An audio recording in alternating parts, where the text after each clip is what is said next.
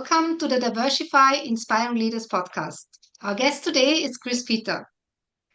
Chris is a C-level executive with 30 years of global experience in Europe, North America, and Asia.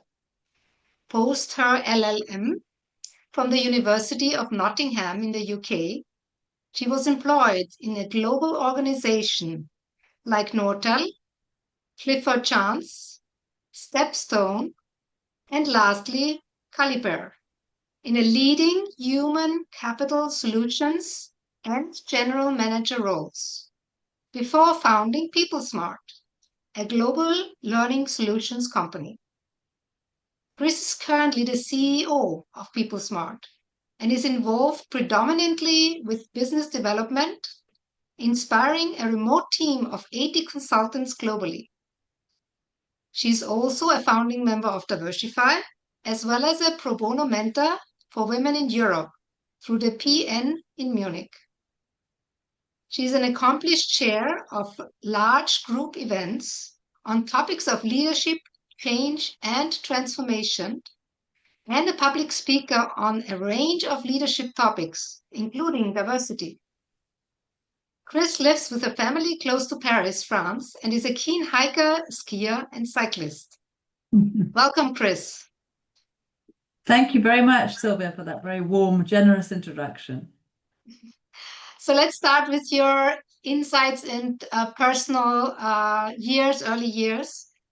You've spent your childhood in the UK and in Germany and in the Netherlands before starting your university studies, which took you to the UK, Germany, and the Ukraine. And for many years now, you have lived in France. So you have all those different countries and cultures. And what did that teach you about human beings? That's a tough question to start. I think when you live in different countries, obviously in my case, initially going to different schools, and then later in life working in different environments or being a student and learning in different environments, you learn to adapt. You learn to get by with very little. I think it's probably builds certain levels of resilience. Not everything always goes or is as easily understood as you would like. So I think those are some of the early things that I will have learned very much, and I've probably carried through to the rest of my career. So in terms of that would have probably influenced the way you're also leading your organizations and the way you think about leadership. I think of all the cultures, it's very hard to say, isn't it, when the cultures are within you as such, especially the German and British culture for me, and I've had so many influences. But I do think the main influence in terms of who I am as a leader is probably my ability to adapt very easily to different needs that people have, different styles, different backgrounds, obviously leading into the topic of diversity, and not being judgmental about it, but seeking to understand, being curious. And as a result, also learning a lot for yourself. You don't always get it right the first time round. And I think when you're leading a team of people with a lot of diversity in it, for example, cultural, but not only, of course, you don't get it right first time round or every time. So you learn from those mistakes very quickly. Yes, that makes a lot of sense. So in terms of your consultant mindset, you transitioned from a high-level corporate role, like the CEO Europe, to a founding your own company. So what was the biggest unlearning that you had to do during that transition? Well, it was quite a few years ago because I founded People Smart 25 years ago. I think one of it was an opportunity that came around. I left my last role, taking care of the European business for Caliper, at the time headquartered in the US. And I was what, in my early 30s, I really wasn't ready for going back into a corporate role. And I reflected upon what I wanted. And then somehow opportunities seem to crop up from through my network. So networking, again, an important skill to have as we develop our careers. And I was getting requests in for, can you do this? Can you do that? And of course, I scratched my head and thought, well, I probably need a bit of an organizational company, structure to be able to invoice for these services. So I think it sort of naturally happened. I was naturally pulled into the world of consulting. But the other thing I think that's a piece of advice that I received at the time, um, I guess as a new entrepreneur at that point in time, you think things like, I need a website or I need, at the time, a catalog. We are talking a certain number of years ago here. And I remember someone said to me, well, actually, the only thing you really need is a paying client. And I thought about it, I scratched my head and I thought, actually, that's absolutely true. All I need is a paying client. Forget about all the frills, forget about, having perfect marketing and collateral. All you need is a client willing to pay for your services. And that's when it all started. That was when the seed was planted for my entrepreneurial journey. Wow, that's interesting. Thank you for sharing that. I hadn't heard that before, and that makes a lot of sense. And I think we're all getting too much, stuck in the idea that we have to have everything perfect before we can actually do the work. So Yeah. thank you for sharing that. That's a big insight for, especially for the founders that are listening to this podcast. So diversity is also a topic that you are really fond of, and you're also a founding member of Divershefy, which I'm very appreciative of. But what do you believe are the biggest remaining barriers to true gender and cultural diversity in C-suites and boardrooms? I think there are several, I mean, I think there are obstacles in several different areas. There are several variables. I think one of it is very simply the openness of a senior group of people or a board or a senior team to want to reach out and help other women to sit beside them and to make decisions with them and to understand, I guess, the value they bring and be really curious. So that's one thing. But I think it's also the self-belief. I think a lot of, and I've heard it again, I've just come back from an international trip where women's rights over the last few years has been a real topic. And repeatedly said then in various panels I was listening to, I think one of the obstacles that we sometimes have ourselves within ourselves is the self-belief that you can do it. As a woman, I think there are far too many women that overthink the fact that they have everything it needs. They want to be perfect. They want to make sure they have all the multitude of diplomas, but the reality is it doesn't work that way. I think women question themselves too much, and their own self-belief is not as robust as it needs to be. And my advice to Yes, that is just go for it because no one else is going to do it for you. You have to do it for yourself. absolutely. I just recently had another member of the Divershify who I suggested a role for, and she was hesitant because she said, no, but I don't have that background or this background. And I said, okay, that's fine, but you can still try. At least I would try and find out. Maybe that doesn't matter as much as you think it does. So Yeah, I think it's we, a common, I think we need to take more common risks. thing. We need to take more risks. I think we need to get ourselves out there. I think we need to not overthink. We shouldn't be looking to be reassured, encouraged, yes, but not reassured. So there are many, many potential obstacles. I do spend a lot of time walking into boardrooms or C-suites, and it's not common for me to be the only woman in the room. And that can be culturally dependent. I mean, I live in France, and it's interesting enough, my experience of France, that's not the case. I think it's quite progressive when it comes to cultural and gender diversity. However, I do see a lot of it still across various parts of Europe and, of course, various parts of the other parts of the world in Asia Pacific or in the Middle East and Africa. Absolutely. I mean, I definitely agree. I have the experience of working in Germany and, meeting teams there, and there's usually at least was another woman, maybe even two, with me in the room.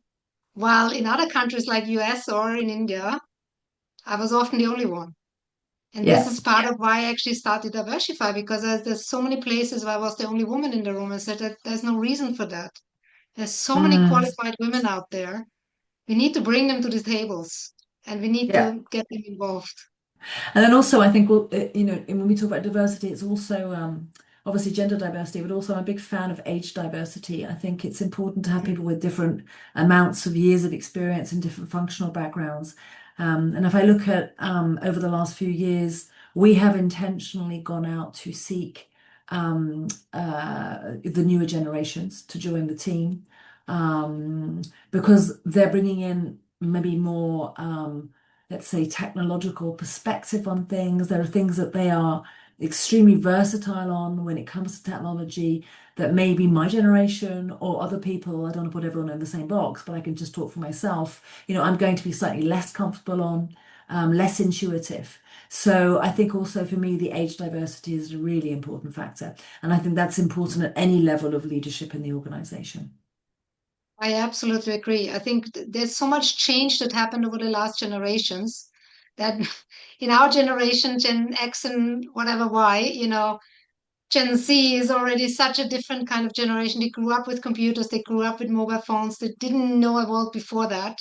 So I think it's a different kind of mindset that they have that we all need to learn and embrace and value, really.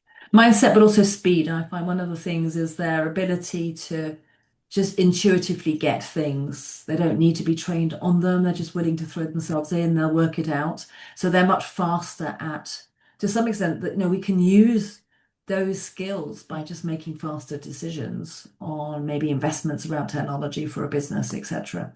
Which, those are often huge expenses for an organization. And if we use the more traditional, I guess, methods of decision making, maybe with people who are less familiar with new technologies, AI, etc. It's going to be longer, it's going to be slower. Are we really asking the right questions? Maybe we're relying on things, I don't know, on brands or approaches which are maybe not as modern as they should be or could be for an organization to really progress. So that's what I meant about speed and intuition. That makes a lot of sense. Definitely does.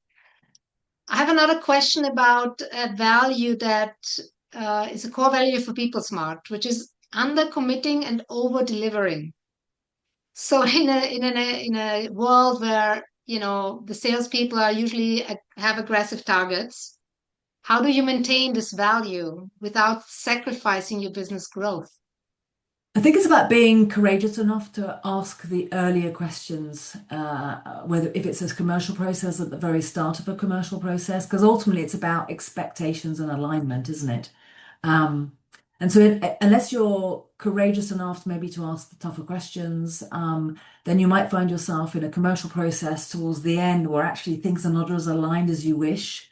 And then the risk, of course, is underachieving what you've promised or not being able to deliver on what the expectations are. So for me, one of them is just making sure you're asking the right, brave, courageous questions at the earlier stage in a new or existing commercial relationship.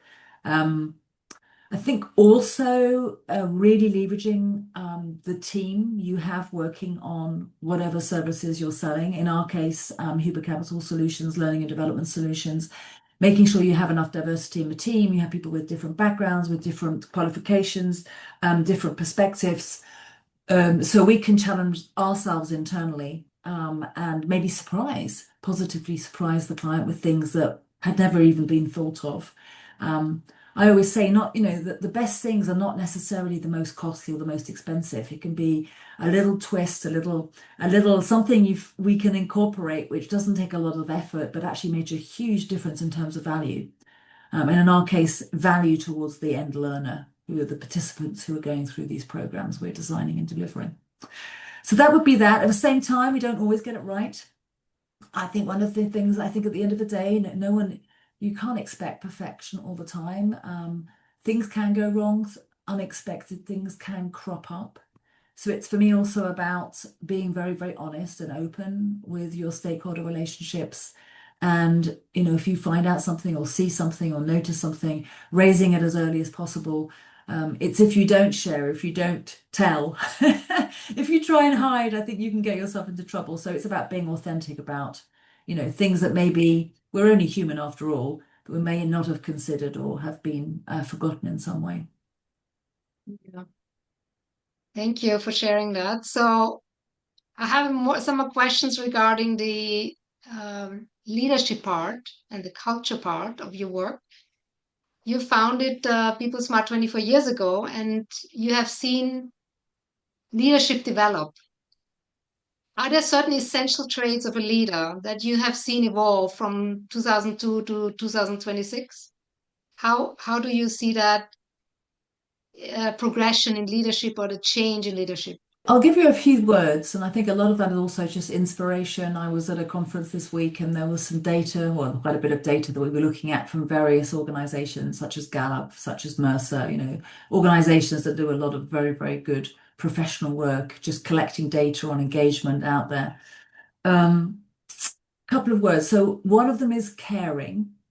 And of course, that might mean different things in different cultures, but having leaders who genuinely care about their teams and their people, not a superficial care, a genuine Mm. care. It doesn't mean you have to be the team counselor or the team psychologist, but it has to mean that it does have to mean that you listen, that you ask the right questions, that you give people space when they need it to maybe manage more difficult moments that they're confronted with. So genuine caring for your teams. And the other one, actually, one of the words that came out and it's more than stability, it's more than compassion, it's more than trust, is the word hope. People are looking for leaders to give them hope. I think that's very revealing. I think that's extremely revealing. And when we were tested in the audience, of the four, what did we think it was? And there was literally, it was stability, compassion, trust, and hope. We didn't get it right. I think most of us said stability and not compassion. Most of us said trust and stability. We didn't say hope. It's actually hope. People are looking for leaders who give them hope, which I think says a lot in today's environment. There's a lot of things happening geopolitically, there's a lot of instability around. It's about hope for a better future, hope for things to be okay. So I would say caring leaders, leaders that are able to inspire hope. And I would also say leaders who role model just taking care of themselves. We're being bombarded from all sides. There's so much going on. It's very easy to work 24/7. We're constantly through technologies, always available, could be always available. So leaders are role modeling what it means to have balance, whether it be private, professional, or within the private or professional environments. I think that would also be another skill. Are they skills? I think they are a mixture of mindsets, attitudes, behaviors, and skills. But those would be my three things. Yeah, so there's another question related to that, safe spaces. You're talking about creating safe spaces, right? So that obviously has a lot to do with leadership. And how do you create that safe space in corporate environments? Uh, So what it's a are big the topic, like yeah. practical Yeah. steps to do that? Yeah, it's a big topic, and of course, it's very popular. The whole psychological safety. Amy Edmondson, who's done some incredible work, and she's a beacon of psychological safety for anyone who's actually met her before. Um, I think they are probably lots of small micro behaviors. So it's when you're sitting in a meeting, and you're kicking off a discussion on something, and just allowing people to say whatever comes into their minds without being concerned about it may not be the best answer. There was a technique I was exposed to recently. It's called question bursts. I think it's quite nice. Question bursts. It sounds, I don't know, burst like a bursting balloon. So question bursts. So it's someone comes in, they have an issue, they state their problem, and literally the two or three or four people around them just bombard them with questions. They don't need to be answered. They just need to be written down. There's no judgment on the question. There's no answers to the question. It's just, and literally it's crazy. Within maybe 6 or 7 minutes of three or four people question bursting for somebody, you can come up with 50 questions. What a nice way to help somebody reflect about their own way of finding their own solutions. Question bursts would be a fun one, I think, a good energizing one for a group of people.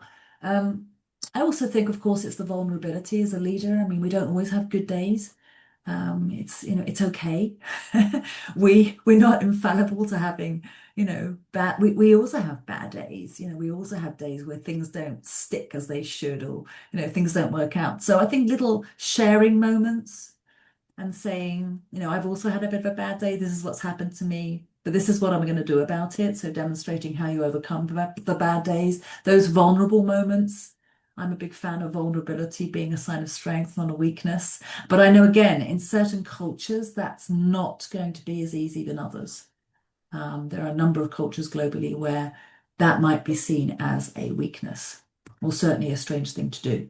So, yeah, those would be just some small examples of creating a safe space, but genuine safe space. Interesting. Yeah, that makes sense. Burst of question burst is an interesting one. I think that is Yeah, I something liked I it. should try. You could Great. do it yourself, do it on yourself, but maybe we're not as neutral as when someone else does it for us. So, one last question I have about the cultural intelligence, because you have been living in so many countries, you have worked with so many companies in many different countries, you have a background in international law and languages. So, and I know you're a fan of Aaron Meyer's culture map, and we are using that as well. So, what are the most common mistakes leaders make when managing teams across different cultures? What is your top list? I think my one of my top dimensions would be a very conscious adaptation to whether a culture is more task or relationship based.